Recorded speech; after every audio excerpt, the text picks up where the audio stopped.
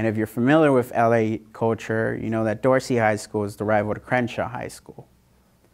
But Crenshaw and Dorsey aren't just rivals in the traditional sense of high school rivalry, they're also the birthplace of the two largest gangs to ever come about in US history, and that's the Bloods and the Crips. And so here I find myself wanting to be a gang member and finding myself in the ripe environment to be a gang member. And I end up in detention. And in detention, they gave me an ultimatum. It said either you stay in detention or you go to this thing called Eco Club. And so for somebody that's trying to build a rep as a tough guy, it was a tough decision to make. But I decided to take that opportunity. And I've learned ever since then that there's nothing as powerful as an opportunity. And I decided to do just the opposite of that and take that opportunity and go to Eco Club.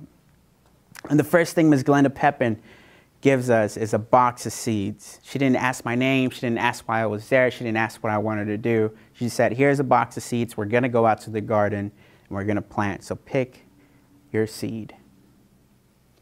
And I picked jalapenos because I wanted to grow jalapenos. And I went back to the first time that my family and I had our own home, that we finally landed in our own apartment. And then through the back and through all the trash and picked up all the trash. And the first thing my parents did was break through concrete and look for the dirt plots.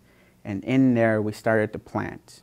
And I took this for granted. I took this for granted because for me, it was just another chore. It was just another thing to water. It was just another thing to clean out. I didn't know that they were passing down cultura and culture. So fast forward to this moment when I'm picking out the seeds and I see jalapenos and I recognize jalapenos because they're back home. And I was being such a messed up kid at that time that I wanted to show my mom that I could do something right, that I could do one thing right. Everything else was going so wrong. I was doing everything else the opposite way. That I wanted to show her that I could do this one thing right.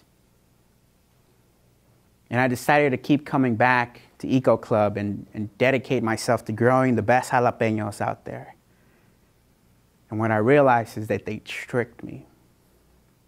Because then all of a sudden I started to worry about photosynthesis and pH balance and soil irrigation systems and what would make my plants be the best jalapenos out there.